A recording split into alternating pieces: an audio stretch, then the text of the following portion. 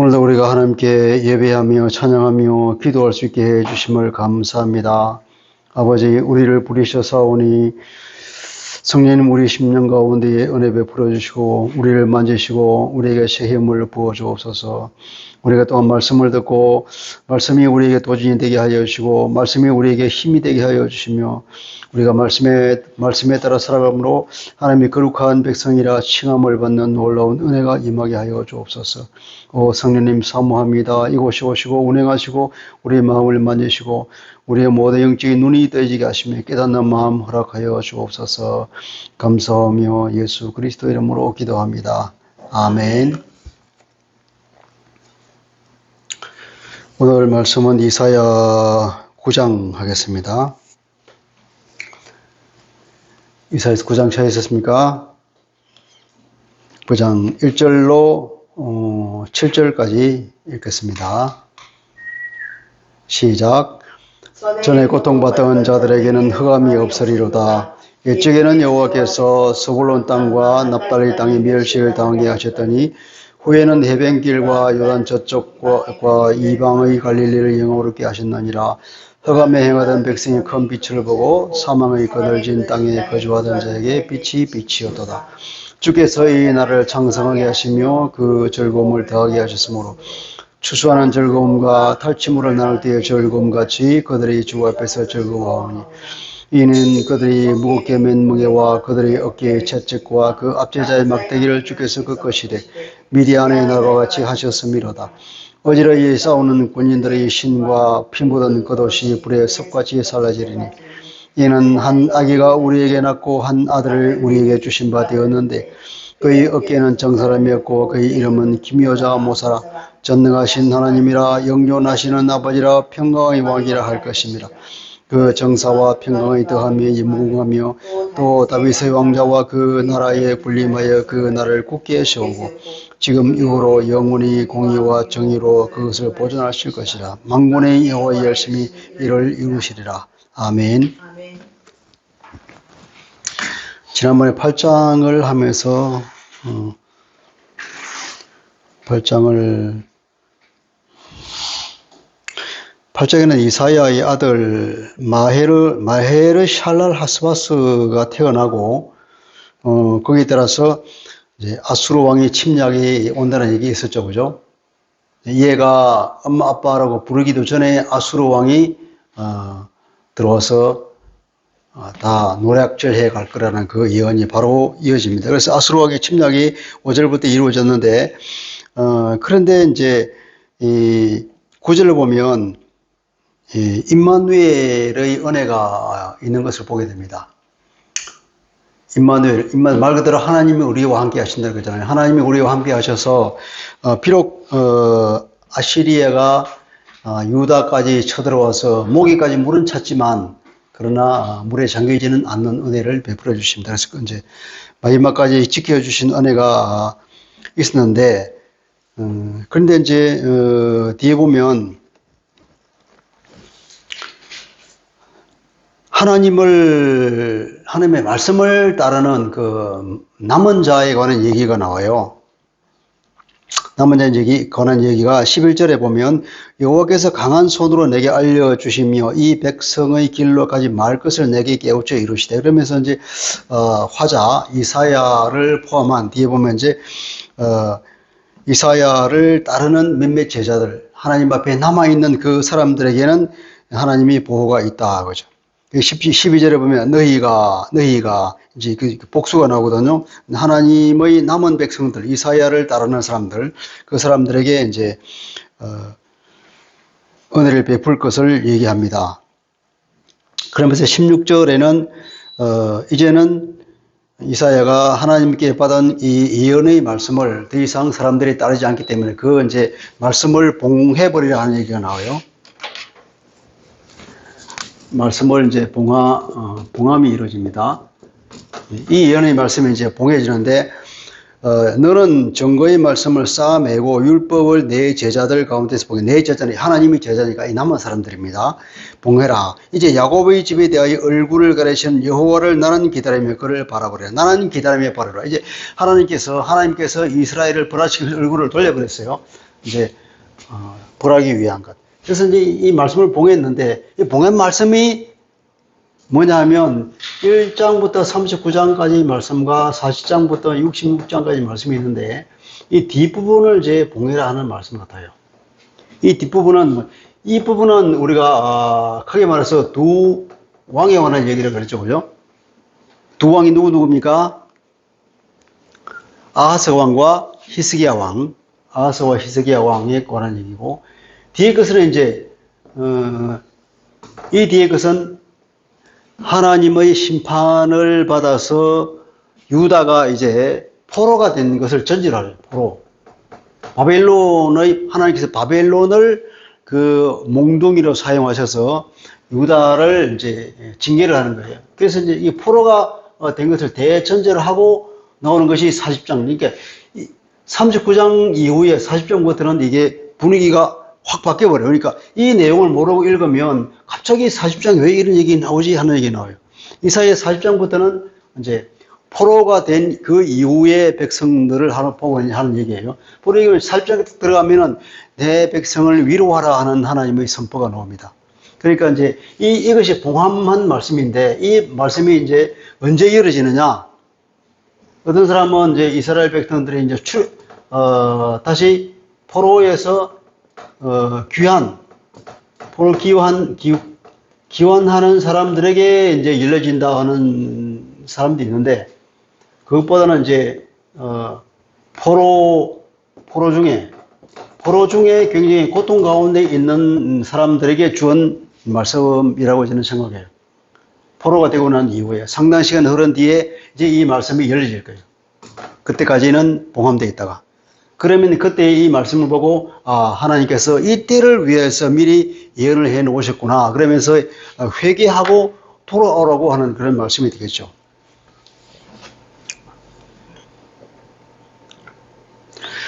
18절에 보면 보라 나와 및 여호와께서 내게 주신 자녀들이 이스라엘 중에 징조와 예표가 되었느니 이는 시온산에 계신 만군의 여호와께로 말미암은 것을 이 남은 자들이 뭐냐면은 정인이 된다는 거예요. 그리고 19절은 어떤 사람이 너희에게 말하기를 이제 19절부터 20절 22절까지는 어떤 사람을 말하냐면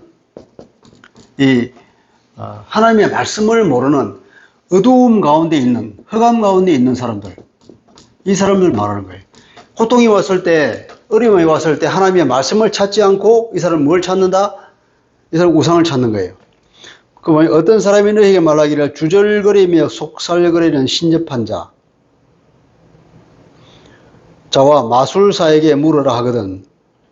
백성이 자기 하나님께 구할 것이 아니냐? 산자를 위하여 죽은 자에게 구하겠느냐? 하라. 이제 세월이 지나면서 하나님의 말씀을 모르는 사람들이 생길 건데 그들은 고난이 닥치면 무당한테 찾아간다는 거예요. 오늘도 그런 사람이 이제 고난이 닥치면 예수 믿는 사람들도 고난이 닥치면 어디로 갑니까? 많은 사람이 이 무당한테 가요. 무당한테 가서 이 일이 무슨 일인가? 이 고통을 떠나기 위해서 무엇을 해야 될 것인가? 그런 걸 찾는단 말이에요. 이쪽에 이스라엘 사람들이나 오늘 우리에게 있는 사람이나 참 비슷한 거 보면 인간의 마음이 참 비슷한 것 같아요. 그때 하는 얘기가 어떻게 백성이 자기 하나님께 구하지 어떻게 산자를 위해서 죽은 자에게 구하겠느냐. 이스라엘 사람들은 이제 그들은 뭐냐면 죽은 사람들은 능력이 없다고 봐요. 산자와 죽은 자, 살아있는 사람이 죽으면 모든 능력이 다 빼앗긴다고 봅니다. 동양적 사고방식은 사람이 죽으면 귀신이 돼가지고, 사람이 가지고 있는 핸디캡이 다 없어지고 능력이 많은 걸로 생각하지만 이스라엘 사람들은 그렇게 생각 안 해요. 죽으면 모든 능력이 빼앗긴다고 하는 거예요. 그래서 얘는 얘기가 그거예요. 어떻게 산자를 위해서 죽은 자에게 구하겠느냐, 이 말이에요. 그리고 마땅히 율법과 증거의 말씀을 따를지니 하나님의 말씀을 따라야지 어떻게 신접한 자, 무당을 찾아가겠느냐. 그러면서 그들이 말하는 바가 이 말씀에 맞지 아니하면 그들이 정녕 아침빛을 보지 못하고 그래요. 이 말은 원래 의미는 그들이 이 말씀에 따라서 말하지 않으면 그들에게 정녕 아침이 없다 하는 거예요. 그들에게는 빛이 없어요. 하나님 말씀을 따르지 않으면 그들에게는 빛이 없어요. 뭐가 있다 그럼 그 대신에 이제 어둠이 있다는 거예요. 말씀을 따르면 빛이지만 말씀이 없으면 아침이 오지 않는다. 아침빛을 보지 못한다. 이 땅에서 헤매면서 공고하며 굶주릴 것이라. 그들은 이 말씀에 따라서 말하지 않는 사람들, 하나님의 예언의 말씀을 따라서 행동하지 않는 사람들은 어떻게 한다고요? 이 땅에서 헤매고 공고하고 굶주릴 것이라. 그 나중에 굶주리다 보면 어떻게 된다고요? 너무 화가 나서 위로 하늘을 쳐다보면서 왕과 자기 하나님을 저주할 것이다.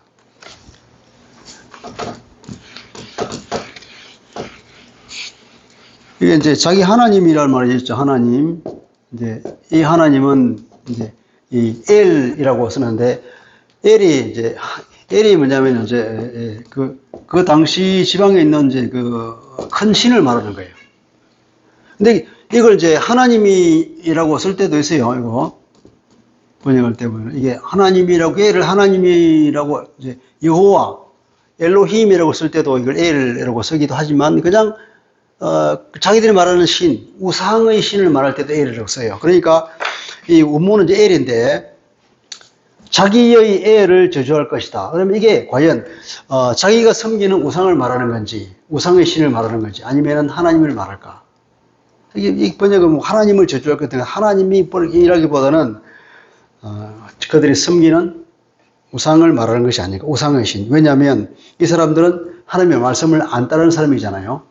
우상을 섬기는 사람들이니까 오히려 위를 쳐다보고 자기 왕을 저주하고 자기들이 섬기는 우상의 신을 저주할 것이다. 그리고 이제 22절은 아래로 땅을 구부보하다고 이 사람은 뭐가 있다? 환난과 흑암과 고통의 흑암뿐이니 그들이 심한 흑암 가운데 쫓기는 것이다. 환난, 흑암과 어둠을 시계로 표현합니다. 흑암, 고통의 흑암, 그다음에 심한 흑암. 흑암이란 흑암은 다 가져오는 거죠, 그죠? 점점 더 강한, 점점 더 어둠으로 빠질 것이라는 경고를 하고 있습니다. 그리고 9장에 들어와서 오늘 우리 읽었을 때 이제 9장은 이제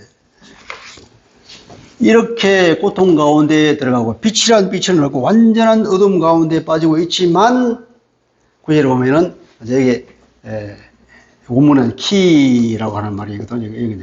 이제 그럼에도 불구하고 이런 뜻이죠. 이제 그럼에도 불구하고 그러나 전에 고통받는 자들에게 흑암이 없으리로다. 이 흑암이잖아요. 흑암. 이 많은 흑암이 있었는데 흑암이 없을 것이다. 그런데 사실은 이 흑암과 고통과 시간만 흑암과 들어가는 사람들은 누굽니까? 이거 남은 자입니까? 아닙니까? 남은 자가 이거 아니에요. 이 사람들은.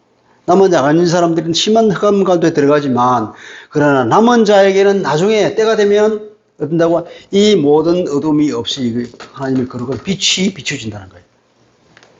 전에 고통받는 자들에게 흑암이 없으리로다. 옛적에 여호와께서 스불론 땅과 납달리 땅이 멸시를 당하게 하셨더니 후에는 해변길과 여당 저쪽에 이방의 관리를 영원하게 하셨느니라.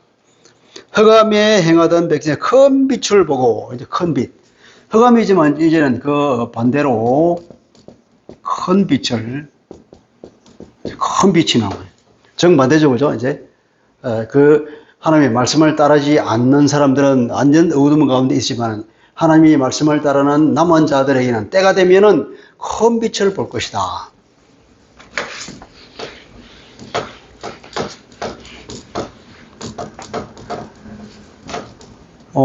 갈릴리 호수가 있고 사해가 있고 갈릴리 호수입니다. 여기 요단강 있고. 자, 여기 보면 스불론 땅과 납달리 땅이라는 거죠. 이게 여기가 스불론 땅과 납달리 땅이에요. 여기가 스불론, 납달리. 스불론 땅과 납달리 땅에 멸시를 당하게 했어요. 옛적에는 그리고 후에는 해변길과 이제 이쪽에 지중해잖아요. 지중해. 여기 해변길 이쪽에. 이쪽 지방, 해변길과 요단강 이쪽, 여기는 어때요? 여기는 길르앗 지방이죠. 요단강 이쪽 길르앗 지방, 갈릴리, 여기가 사실은 갈릴리 지방이죠. 갈릴리, 스불론과 납달리 해변길, 이렇게 말할 수 있는데, 아니면 이게 해변길이고 여기 갈릴리 하는지도 모르겠습니다. 어쨌든 이런 크게 나누어서, 사실은 이 지방이 뭐냐면 아수르가 침공해 왔을 때 이게 제일 먼저 아수르의 속국이 된 거예요. 그러니까 북이스라엘의 상당히 많은 영토가 아수르가 침략할 때 뺏겨버린 거죠. 이때 이제 시리아와 아람이죠. 시리아와 북이스라엘과 유다가 있는데 이 두 나라가 연합해서 이 침략해 왔다 그러잖아요. 이 아하스 시대에. 여기가 이제 아시리아인데 아하스는 아시리아에게 도움을 청했단 말이죠. 아수르가 이게 침략을 해와 버린 거죠. 이때가 언제냐면 주전 734년에서 732년. 이 전쟁이 끝났을 때 732년에 이 아수르가 확 밀고 내려와가지고 아람은 멸망시켜버리고 북이스라엘도 상당히 부분은 박살을 내고 유다에까지 침공해왔단 말이에요. 유다가. 이게 자기가 도움을 청한 이 아시리아한테 아까 그랬잖아요. 유다까지도 쳐들어와서 모기까지 찼다 그랬잖아요. 목에. 근데 모기까지 찼지만 다 함락적인 임마누엘의 은혜로 인해서 이제 유다가 살긴 살았는데, 그러니까 요 북이스라엘 쪽에 뭐냐면 여기 상당 부분 위에까지도 뺏겨버린 거죠. 요 아람까지 다 들어온 거예요. 그리고 또 이제 722년에는 완전히 복속돼 버리죠, 그죠? 그 우리가 알죠. 그 얘기를 하는 거죠.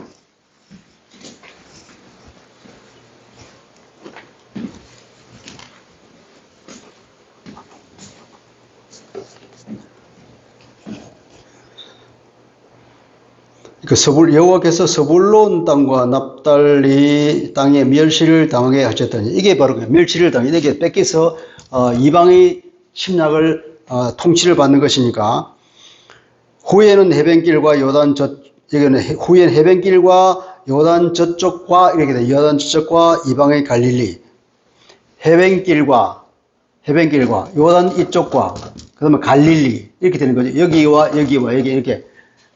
다른 곳이 아니라, 같은 곳이 아니라 다른 곳이에요. 해변길과 요단 저쪽과 이방의 갈릴리를 영화롭게 하셨느니라. 예언적인 말씀이죠.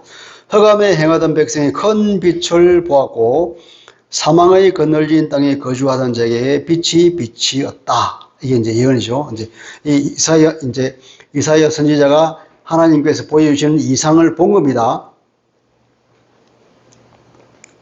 자, 여기서, 그 다음에 주께서 이 나라를 창성하게 하시면 번성하겠다. 주께서 이 나라를 인구가 많게 해서 번성하게 하시고, 그에게 즐거움을 더하게 하셨으므로 추수하는 즐거움과 탈취물을 나눌 때의 즐거움과 같이 그들이 주 앞에서 즐거워하오니, 이는 그들이 무겁게 맨 멍에와 그들의 어깨의 채찍과 그 압제자의 막대기를 주께서 꺾으시되 미디안의 날과 같이 하셨습니다. 이게 이제 미디안의 날. 미디안의 날 하면 우리가 사사기에서 무엇이 기억납니까? 기드온 생각나죠.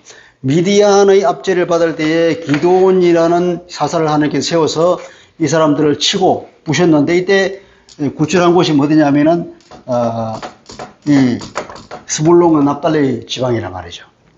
그러니까 그 옛날 사사 시대에 기드온을 보내서 구출한 그 이스라엘 역사를 들먹이고 있는 겁니다. 미단의 날과 같이 하고, 어지러이 싸우는 군인들의 신과 피 묻은 그 도시 불의 섭같이 살라진다. 이 말은 군인들의 신과 피 묻은 그 도시 불 사라져 버리니까 이제 전쟁이 필요 없어진 거예요. 전쟁이 필요 없어서 이제 평화가 왔죠. 이제 전쟁이 끝났기 때문에, 보려 보면 사실 4절 앞에도 원문에는 키라는 말이 있고 5절에도 키가 붙어 있고 6절에도 키가 붙어 있어요. 뭐냐면 이 앞에 4절은 앞에 뭐 이유를 설명하고 있고 5절도 이유를 설명하고 6절도 이유를 설명하고 있는 거예요.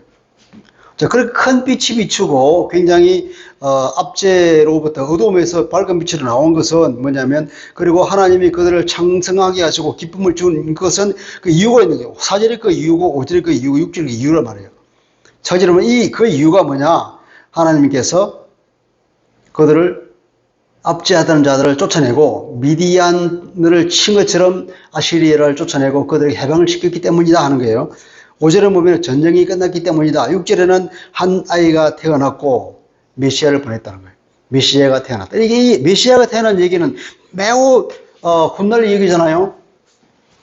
그러니까 이 얘기는 그러니까 뭡니까? 이 이사야가 먼 미래를 볼 때에 여러 산이 겹쳐 보이는 걸 동시에 보는 거죠.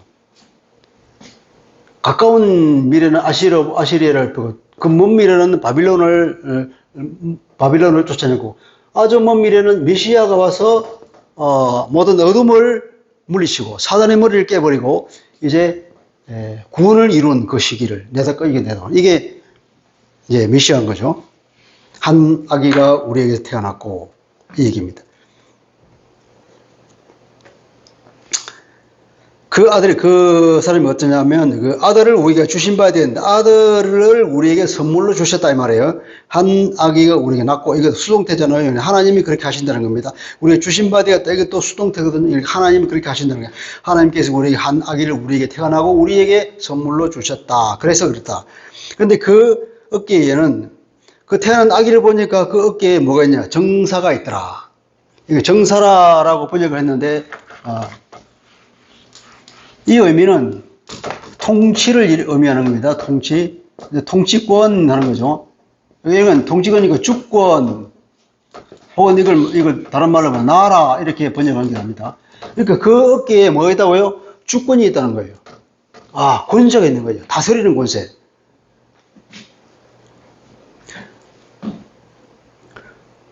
그 어깨에 정사를 맺고, 그 이름은 기묘자 모사라. 이름. 1번 기묘자 모사. 이게 기묘자라 모사, 이거 기묘자 이름이 두 개인 것처럼 보이는데 이것은 우리가 잘못 번역한 겁니다. 이제 기묘자 즉 모사라는 거예요. 이건 제대로 번역한다면 아주 신비한 카운셀러, 이게 신비한 상담자. 도저히 예측할 수 없는 인생의 깊은 것까지도 집어서 상담을 해줄 수 있는 그런 능력을 가진 사람. 신비한 상담자라고 번역이 되어야 될 거예요. 기묘자 모사라는 그 말은. 그리고 전능하신 하나님이라. 이제 두 번째로는 전능하신 하나님입니다. 전능하다고 하는 것은 이거는 이제 군인에게 붙이는 이름이겠죠. 용사라는 거예요, 용사. 그런데 하나님은 이것도 마찬가지 엘이에요. 그래서 이스라엘 사람들은, 랍비들은 이걸 해석하기를 어떻게 하냐면은, 이거는 하나님으로 보지 않고 이걸 그냥, 영웅이라고 그래요, 영웅. 그러니까 전능하신, 이게 군사에게 붙이는 거니까 이건, 전쟁 영웅. 그러니까 이스라엘 사람들이 메시아를 기다릴 때에 전쟁 영웅으로 메시아가 오실 것이라고 기대하는 것이 바로 여기에 기인하고 있는 거예요. 하나님께 나중에 한 아이를 보낼 것인데, 메시아를 말하는데, 그 메시아가 보니까 전능한 엘이다. 기뽀 엘이라고 해요. 기뽀 엘. 그러니까 대단한 용사죠, 용사. 이것 때문에 이제 그렇게 이거 전능하신 하나님이다. 우리는 하나님이라고 번역을 하는 게 좋겠죠. 이분은 인간으로 태어났지만, 그죠? 인간으로 태어났지만 하나님이라 이거죠. 한 아기가 그렇게 나왔다. 이건 이 메시아의 인성을 나타내지만 이게 전능한 하나님이라는 것은 신성을 나타낸다고 보는 거죠. 그리고 영존하시는 아버지라. 영원한 아버지. 이거 하나님께 붙일 수 있는 용어죠. 영원하다 하는 게. 영원한 아버지라. 그리고 평강의 왕이라 할 거다. 평강의 왕이다. 네 번째 이름이 이제 평강. 평강의 왕. 하나님은 평화의 하나님이잖아요. 우리 예수님도 평화의, 메시아가 평화의 왕이다. 근데 이 왕이라고 하는 것은 원문은 왕이 보통 왕이라고 이제 원문은 이제 멜레크라고 쓰거든요. 멜레크. 근데 이 멜레크가 그냥 사르라고 써요. 이제 사르 샬롬이에요. 사르 샬롬이기 때문에 이 사르는 뭐냐면은 이건 방백 혹은 뭐 파견된 왕, 파견된 왕으로부터 권력을 위임받고 나온 그런 것을 얘기하거든요. 이게 평강의 왕은 큰 왕으로부터 보내받은 작은 왕이거든요. 그러니까 이것은 뭐냐? 예수님이 바로 그러잖아요. 하나님으로부터 보내받은 왕이잖아요. 그래서 이건 멜레크가 아니고 사르라고 이름 붙인 게 바로 그런 의미가 있는 거예요. 이 모든 것을 보더라도 다 우리 예수님을 대비시키면 딱 맞는 거죠. 그 정서와 평강의 더함이 무궁하다는 그 정사의 더함과 그 권세, 그 주권이 점점 불어나는 거죠. 그 나라가, 그러니까 그 주권, 그 나라, 그러니까 정사의 더함이, 그 정서와 평강의 더함이 아니라 그 나라의 왕성함이 끝이 없고, 무궁하다는 끝이 없고, 그리고 그 평강도 끝이 없다. 그 메시아가 통치하는 그 나라의 그 평화가 끝이 없고, 그 나라의 발전이 끝이 없이 발전한다. 무궁무진하게 발전한다. 그런 말이에요.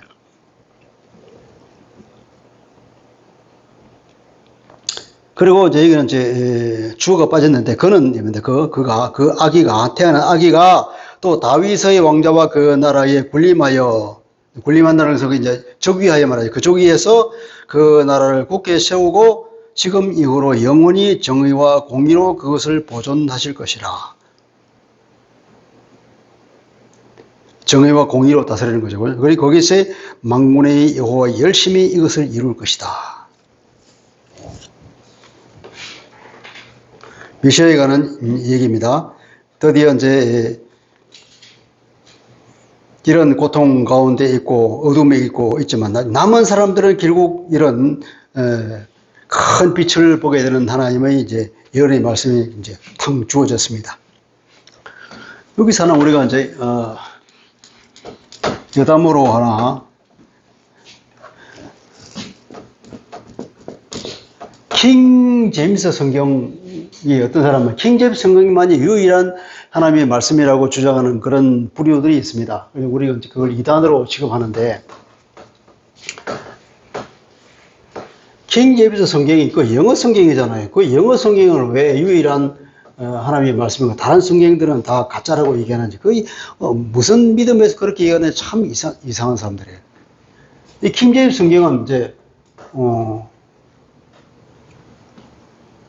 구약과 신약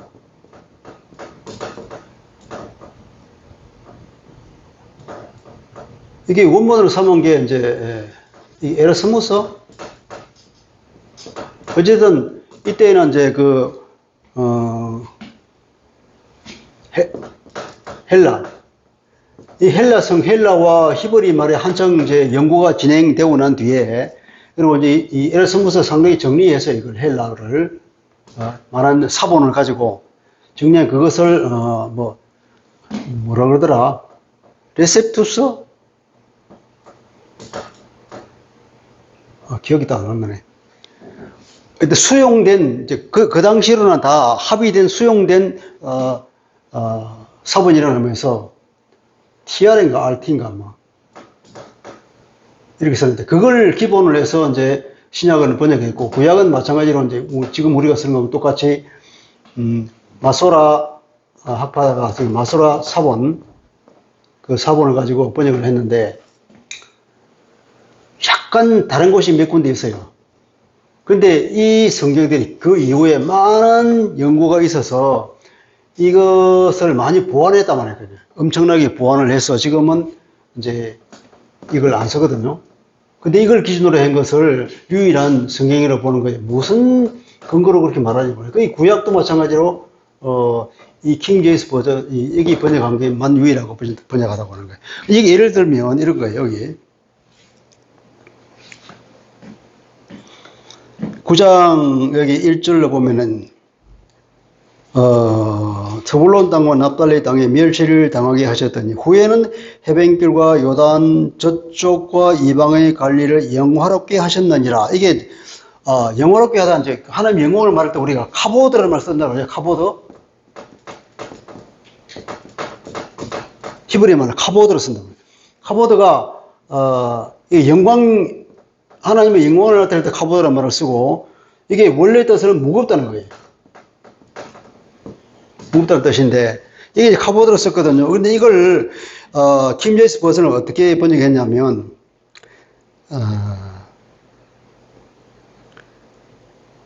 스불론 땅과 납달리 땅을 처음에는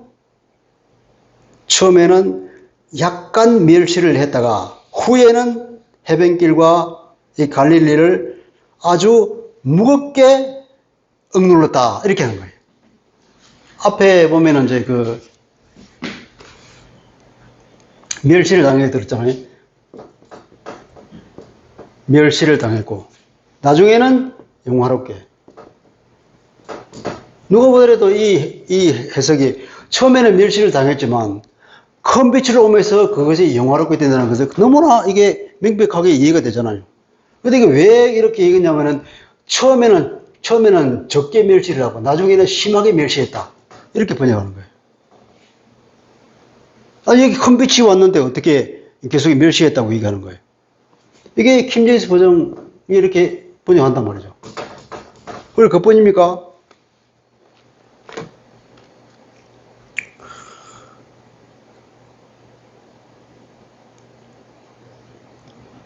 주께서 3절에 주께서 그 나라를 창성하게 하시고 그 즐거움을 더하게 하셨으므로 추수하는 즐거움과 탈취물을 나눌 때의 즐거움과 같이 그들이 주합 즐거워한다. 그러니까 주께서 그 나라를 번성하게 하니까, 나라가 번성하니까 어떻게 해요? 그 사람들이 기뻐하겠죠? 기뻐한단 말이에요. 기뻐하는데 얼마만큼 기뻐하느냐? 추수 때의 기쁨, 그 다음에 탈취물을 나눌 때의 기쁨, 이제 전쟁에 승리해가지고, 대표적인 기쁨을 얘기하면서 이 두 때의 기쁨과 같은 그런 기쁨을 준다. 왜냐하면 이 나라가 점점 좋아지니까. 이게 이해가 딱 되잖아요. 논리가 앞뒤가 맞는데, 근데 그들에게 우리 말은 번역을 안 했지만 그들에게 혹은 그에게 기쁨을 주었다는 거예요. 근데 이게 뭐냐면 이제 이게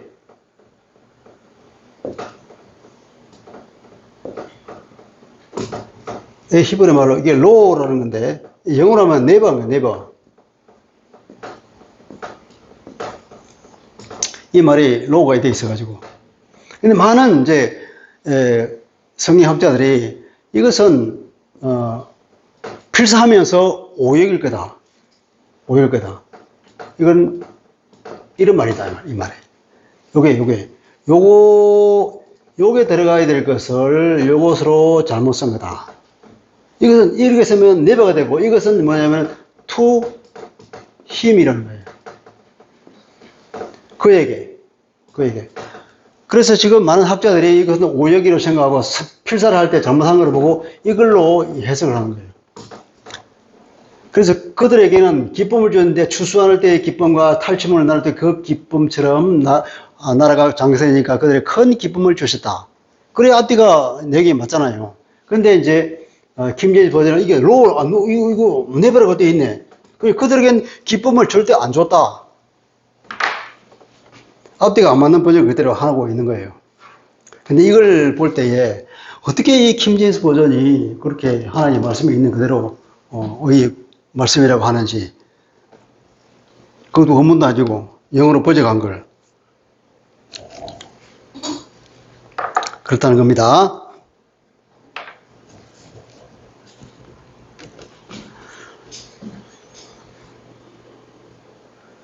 자, 그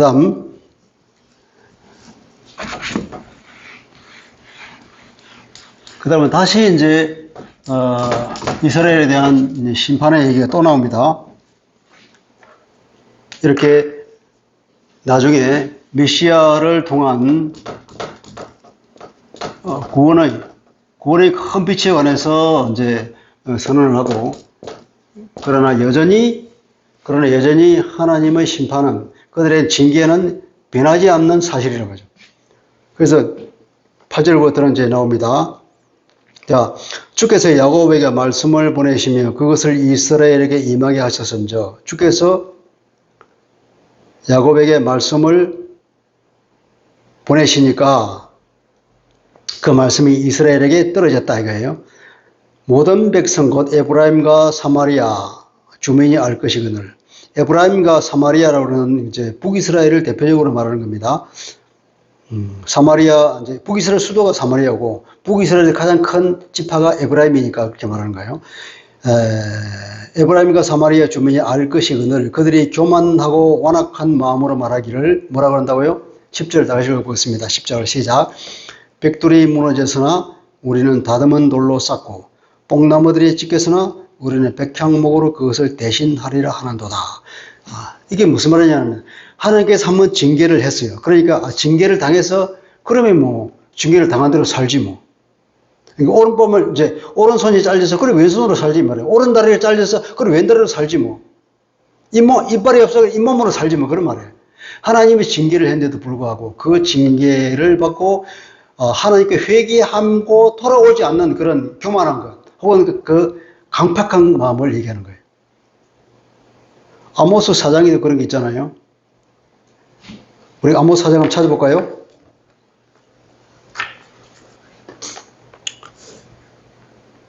아모스 4장 한번 찾아봅시다.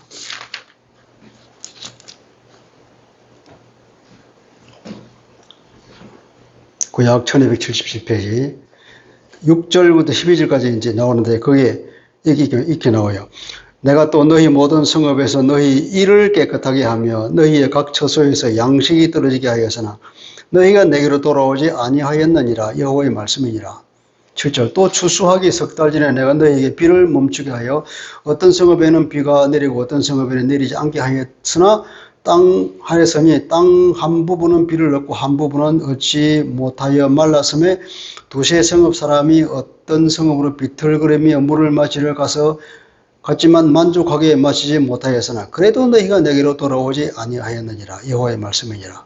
4절에 보면은 내가 곡식을 마르게 하는 재앙과 깐부기 재앙으로 너희를 쳤으며 쭉 나와도 그래도 너희가 돌아오지 않았느니라.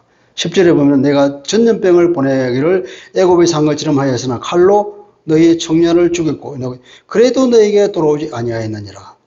11절 너희 중 성읍 무너뜨기를 하나님이 내가 소돔과 고모라를 무너뜨린 같이 하였고 너희가 불 붙는 가운데 빼어낸 조각같이 되었으나 너희가 내게로 돌아오지 아니하였느니라. 여호와의 말씀이니라. 11절에 그러므로 이스라엘아 내가 이와 같이 내게 행하리라. 내가 이것을 너에게 행하리니 이스라엘아 내 하나님 만나기를 준비하라. 무시무시한 심판을 준비하고 있으면 하나님께서 이제 나를 만날 준비를 해라. 그렇게 하는 거죠. 그렇게 해도 하나님의 징계를 알고 빨리 자기를 돌아오고 회개하고 나와야 되건만 오히려 그들이 이렇게 말하죠. 벽돌이 무너져서나 우리는 다듬은 돌로 쌓고 뽕나무들이 찢겨서나 우리는 백향목으로 그것을 대신하리라 하는도다. 이 의미가 바로 그런 얘기예요. 그래서 그러므로 여호와께서 르신의 대적들이 이렇게 그를 치게 하시고 그 원수들을 격동시키려니 앞에는 아람 사람이요 뒤에는 블레셋 사람이라 그들이 모두 입을 벌려 이스라엘을 삼키리라. 그럴지라도 여호와의 진노가 도로서지 아니하며 그 손이 여전히 펴져 있느니라. 그럴지라도 여호와의 진노가 도로서지 않고 그 손이 여전히 펴져 있느라. 이게 이 말이 여기도 나오고 7절도 나오죠. 그죠? 그 손이 여전히 펴져 있느니라. 두 번 나오고. 그 다음에 21절에도 보면은 그 손이 여전히 펴져 있느니라. 뭡니까? 10장에 들어가서 10장 4절에도 그 손이 여전히 펴져 있느니라. 이스라엘에 대한 하나님의 심판이 분이 풀리지 않는다는 거죠. 계속 그러니까 분이 풀리지 않는다는 건데 그들에게 그만큼 하나님으로 돌아섰고 회개하지 않는 강박한 마음이기 때문에 이 정도 해가 안 된다는 거죠. 또 더 치고 더 쳐야만이 돌아오겠다고 하는 하나님의 심판의 징계의 계획이 그렇게 딱 결정되었다는 겁니다.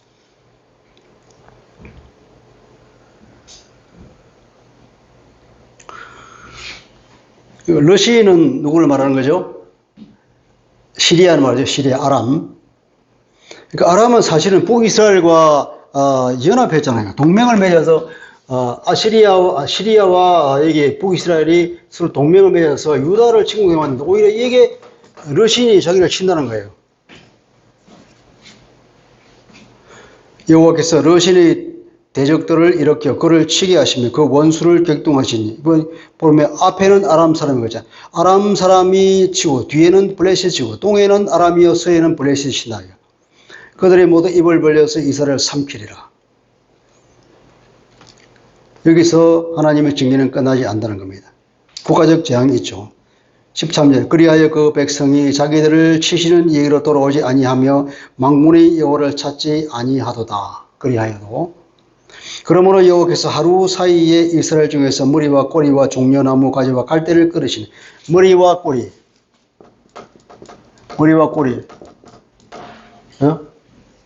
또 뭡니까?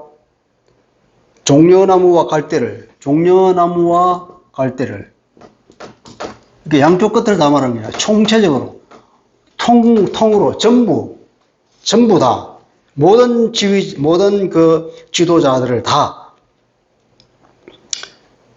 끊어버리겠다는 겁니다. 그 머리는 곧 장로요 존귀한 자요. 그 꼬리는 뭐라고요? 거짓말을 가르쳐 선지자. 머리는 장로들을 얘기하는데 꼬리는 하나님께서 뭘 얘기하냐면 거짓 선지자.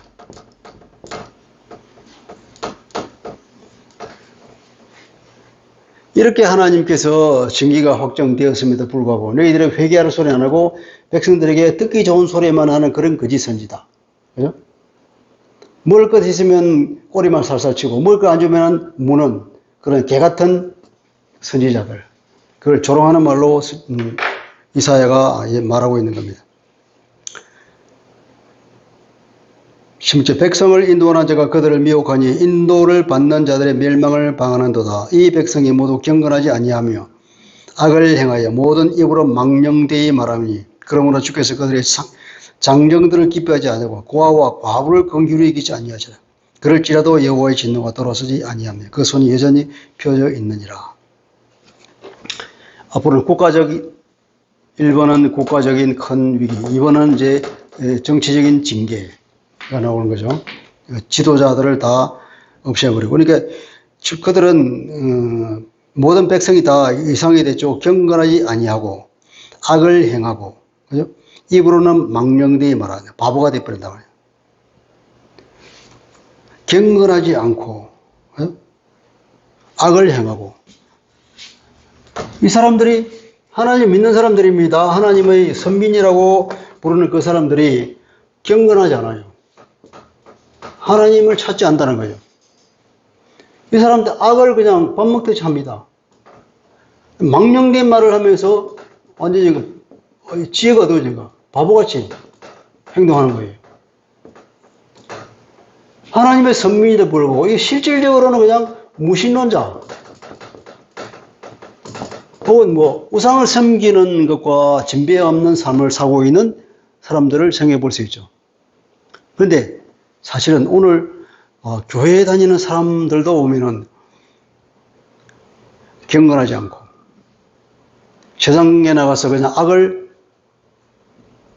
세상 사람들과 똑같이 짓고, 그리고 말씀이 없어서 지혜가 없어서 하나님 말씀이 지혜인데 자기 속에 오른 대로 살다가 망하고 있는 사람들. 많은 그리스도인들이 이런 삶을 살고 있단 말이죠.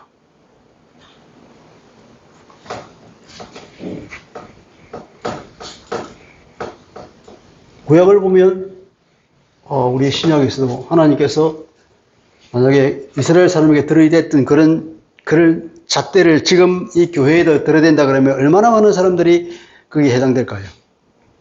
우리 자신부터 시작해서. 우리가 항상 내 소견대로 살면 안 돼. 그러니까 내가 주인이 아니라 예수님 나의 주인이 돼야 되고, 하나님이 나의 왕으로 모셔야 되는데, 그렇게 않고, 하나님을 떠나니까 경건하지 않고, 세상에 나와서 세상 사람들과 똑같이 살면서 그들과 똑같은 방법으로 경쟁하고, 그러다 보면 그들이 하는 죄를 똑같이 범하게 되고, 그러니까 뭡니까? 하나님 말씀이 아니라 내 소견대로 사니까 무너지죠. 그러니까 지혜롭지 못하고 바보가 되는 현상들. 실질적으로는 무신론자. 예수 믿는다 그러면서 열심히 교회를 다니지만 하는 행동을 보면 불신자들과 같은 사람들. 이런 사람들 오늘 우리가 사실 교회에서 늘 강조해야 될 일이죠. 그때는 하나님께서 뭐냐면 그들의 장정을 기뻐하지 않고 그들의 고아와 과부도 돌아보지 않겠다고 하시는 말씀입니다. 18절 대저 악행은 불타오르는 것 같으니 그 찔레와 가시를 삼키고 불타오르는 악이야. 찔레와 가시도 악이거든요. 그러니까 악이 악을 불태우잖아요.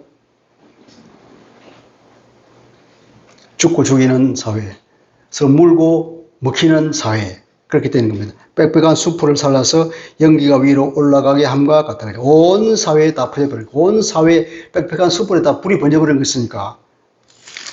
만군의 여호와의 진노로 말미암아 이 땅이 불타리니 백성은 불의 섭과 같을 것이라. 사람이 자기 형제를 아끼겠냐고. 이제 형제도 아끼지 않습니다.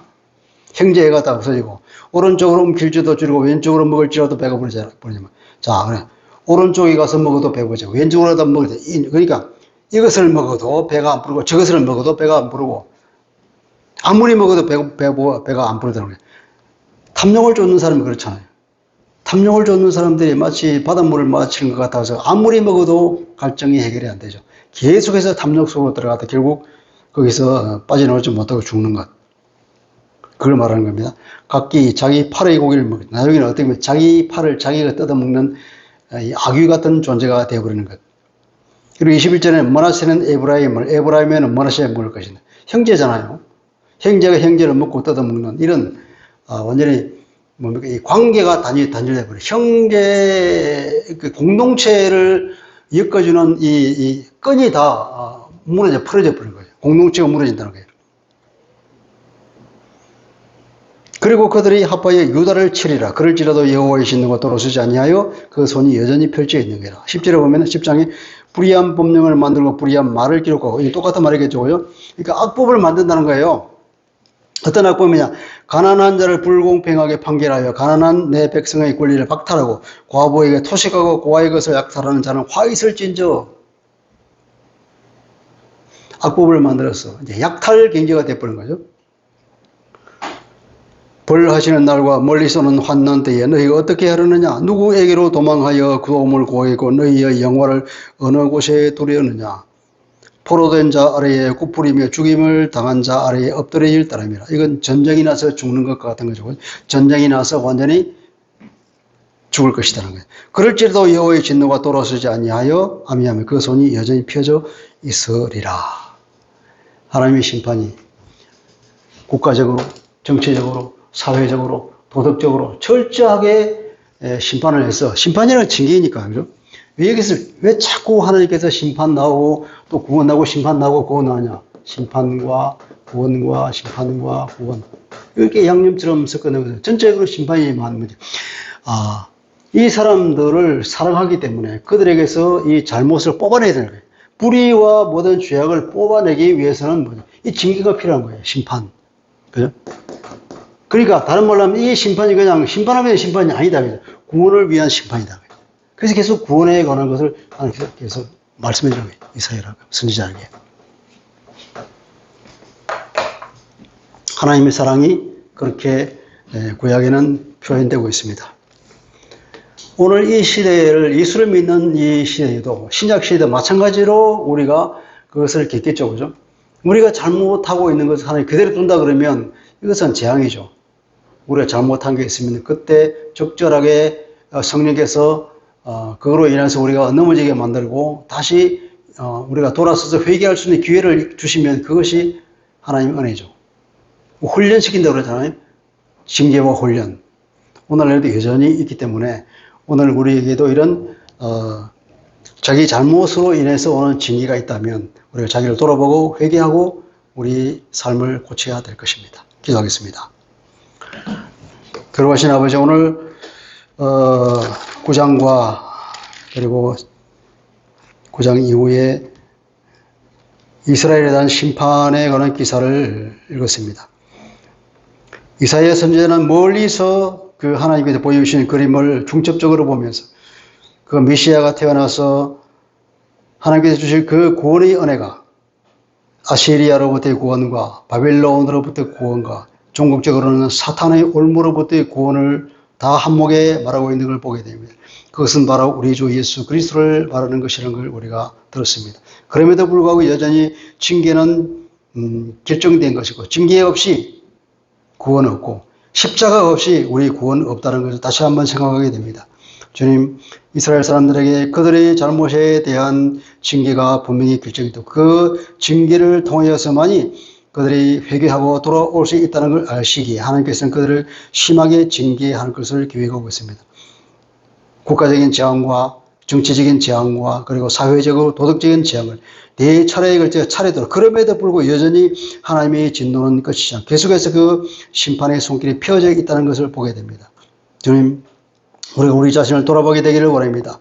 우리는 하나님의 말씀을 떠나서 내 속에는 어른대로 살지 않은 하나님의 그 공의 가운데 살기를 원하고 그래야 해서 우리가 이 징계가 아니라 하나님의 사랑과 하나님의 인도 가운데서 주님의 품 안에서 늘 살기를 원하오니 항상 우리를 돌아보며 우리가 잘못을 회개하고 즉시 돌이키는 그런 삶을 살아갈 수 있도록 은혜를 베풀어 주옵소서. 예수 그리스도 이름으로 기도합니다. 아멘.